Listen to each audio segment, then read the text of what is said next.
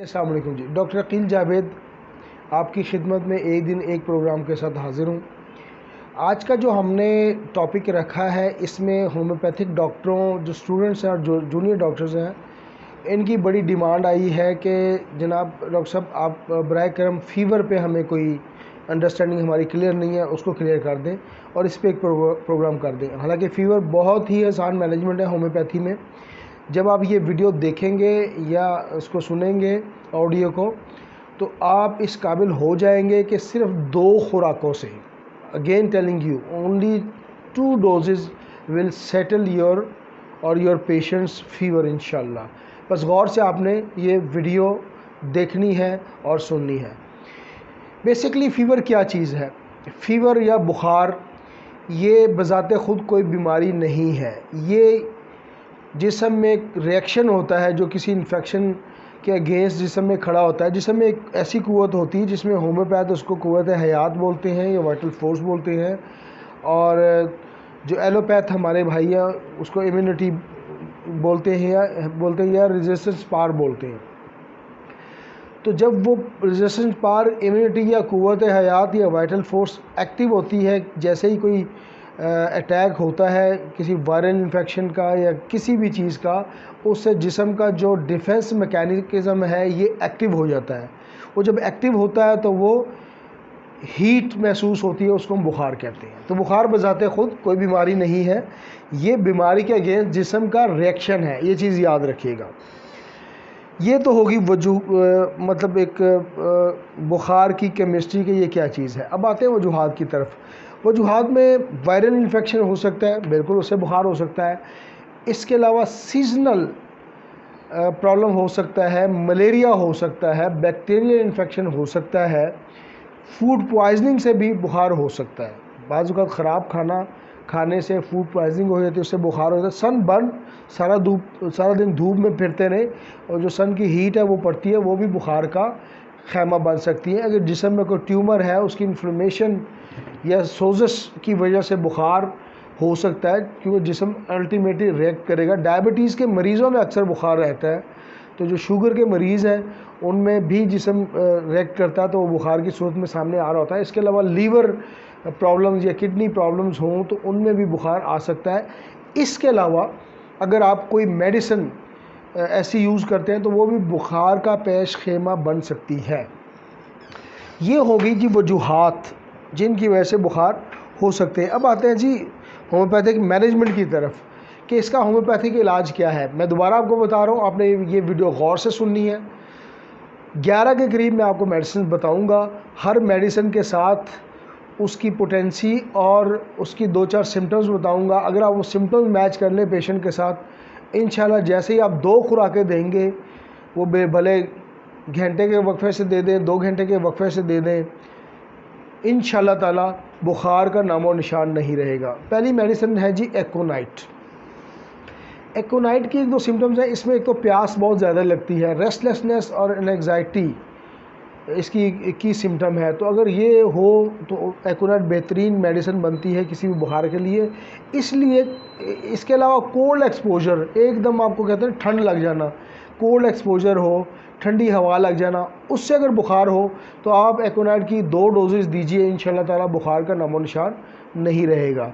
अगली मेडिसिन आपकी स्क्रीन पर ब्रायूनिया। अच्छा, ब्रायूनिया भी आपने 30 में, एकोनाइट भी 30 में, ब्रायूनिया भी 30 में बहुत अच्छा काम करती है।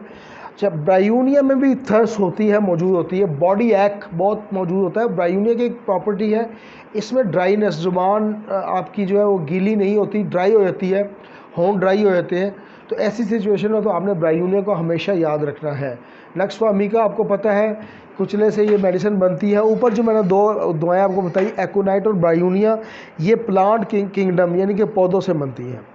नक्सवामिका कुचला इसे उर्दू में कहते हैं। ज़ाहिर ये एक जहर है, लेकिन हम चूँकि पोटेंटाइज फॉर्म में देते हैं तो ये मेडिसिनल पावर इसकी बढ़ती है उससे, और फिर ये इस तरह काम करती है। नक्सवामिका की 2 प्रॉपर्टीज़ हमेशा याद रखिएगा। एक तो पेशेंट को बहुत ज़्यादा सर्दी लगती है और पेशेंट को शिवरिंग होती है, यानी कि वो बहुत ज़्यादा काँप रहा होता है और अपने जिस्म पर कंबल लेने की कोशिश करता है। तो ऐसी सूरत हाल हो, नक्सवामिका 30 में बड़ा अच्छा काम करती है। अगली दवाई जलसीमियम 30। जलसीमियम भी एक पौधे से ये मेडिसिन बनती है और बड़ी अच्छी मेडिसिन है। जलसीमियम की एक प्रॉपर्टी आपने याद रखना है कि जब मरीज़ सुस्त हो, डिजीनेस हो, फेंटनेस हो, और इसमें जो प्यास है वो बहुत कम लगती है। देखिए ना, मतलब सुभान अल्लाह होम्योपैथी की, कि बुखार और प्यास ना लगे या कम लगे। तो अगर ऐसी सिचुएशन हो कि डिजीनेस हो, फेंटनेस हो, सुस्ती काहली हो, पेशेंट खामोश लेटा हुआ है और पानी नहीं मांग रहा, तो जस्ट गो फॉर जलसीमियम। जलसीमियम भी 30 में मैं ऑलरेडी बता चुका। रेस्टॉक्स मेडिसिन आपकी स्क्रीन पर आ रही है। रेस्टॉक्स भी एक अच्छी मेडिसिन है, 30 में आप यूज़ करवाएंगे। अच्छा, रेस्टॉक्स की सिम्टम ये है कि जब गीला बंदा होता है ना, यानी कि पानी से गीले हो गए, शावर से गीले हो गए, बारिश से गीले हो गए, जब गीले होकर कोई प्रॉब्लम होती है तो आप रेस्टॉक्स की तरफ जाएंगे। रेस्टॉक्स इसमें बहुत अच्छा बेहतरीन काम करती है। उसके बाद जो मेडिसिन आपकी स्क्रीन पर नज़र आई, यूपेटोरियम पफ, ये भी एक बहुत बड़ी मेडिसिन है। यूपेटोरियम पफ नॉर्मली मलेरिया की जब सिम्टम हो, जिसमें जिस्म दुख रहा हो, और जिस्म को दुखना ऐसा होता है जैसे कि बैंतों से या बांसों से पीटा गया हो, ये सिम्टम हो, तो आप यूपेटोरियम पफ 30 में बड़ी आसानी के साथ दे सकते हैं। बेलाडोना 30 आपकी स्क्रीन पर दिखाई दे रही है। जल्दी मैं लेक्चर को इसलिए समाप्त कर रहा हूँ कि लेक्चर लंबा ना हो जाए और आपके डेटा का ज़्यादा खर्च ना आए, तो that's why I am trying to finish it. So belladonna plant kingdom से है, 30 में काम करती है। इसमें एक चीज़ याद रखिएगा कि एक तो इसके पेशेंट में सुर्खी कहीं ना कहीं आपको पाई जाएगी, यानी कि चेहरा सुर्ख हो सकता है, आंखें लाल हो सकती हैं, सर और माथा बाजू का सुर्ख हो जाता है। लेकिन इसमें आप देखेंगे कि गले के मसले लाजमी होते हैं। अगर बुखार पेशेंट हो तो गले का इन्फेक्शन ज़रूर होगा। तो अगर गले के इन्फेक्शन और सुर्खी कहीं आपको लाल रंग नज़र आए तो आप बेलाडोना को 30 में ज़रूर इस्तेमाल करवाएं। पल्साटीला बहुत अच्छी मेडिसिन। पल्साटीला की एक ही प्रॉपर्टी याद रखें, बल्कि 2 प्रॉपर्टीज़ इनकी या सिम्टम्स याद रखें, कि जब पल्साटीला का पेशेंट होगा तो उसको प्यास बिल्कुल नहीं लगेगी, बिल्कुल भी प्यास नहीं होगी, और इसके साथ कोराइज़ा, नज़ला, ज़ुकाम ज़रूर होता है। जब ये 2 चीज़ें आएंगी तो सिंगल रेमेडी के तौर पर आप पल्साटीला 30 में ये काम करेगी, बड़ा अच्छा काम करती है। ये दें, इंशाल्लाह ताला पेशेंट क्योर होगा। अगली मेडिसिन एपीकॉक है। एपीकॉक में आपको पता है कि जब उल्टी या नौजिया कहते हैं मतली को, यानी कि उल्टी होने से पहले जो कैफियत है वो नौजिया है, और वॉमिटिंग कहते हैं उल्टी को, जब आप उगल देते हैं उसको उल्टी कहते हैं। अगर ये प्रॉब्लम है और बुखार है तो एपीकॉक 30 में 1-2 डोजेज़ दें, पेशेंट बिल्कुल हट्टा कट्टा आपके सामने आएगा। तो इसके अलावा एक और मेडिसिन, आजकल धूप है, गर्मी है, तो जब ये वीडियो हम शूट कर रहे हैं तो ये इस वक्त मई का ज़माना है और 2023 की मैं बात कर रहा हूँ। इस वक्त आज की तारीख़ की बात करें तो 25 या 26 मई है और 2023 का दिन है।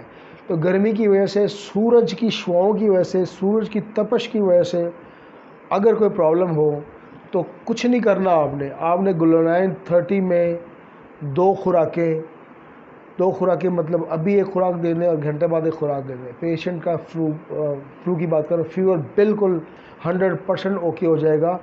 और होम्योपैथी वर्क्स। आपको हमारी ये वीडियो पसंद आई है तो आप लोगों को बताएं, बेल आइकन को क्लिक कर दें और वीडियो को शेयर कर दें, लाइक कर दें और हमारे चैनल को सब्सक्राइब कर दें। अगर आपको वीडियो पसंद नहीं आई तो हमें कमेंट सेक्शन खुला हुआ है, आप हमें बताइए हम आपकी क्या खिदमत कर सकते हैं। Thank you very much. Doctor Aqeel Javed, 409 Usama block Sehat homeopathic clinic के नाम से हम 409 उसामा ब्लॉक लाहौर नश्तर कॉलोनी में मतलब क्लिनिक चला रहे हैं। तो आपको हमारी ज़रूरत हो, हमारे दरवाज़े खुले हैं, व्हाट्सएप खुला है। Thank you very much.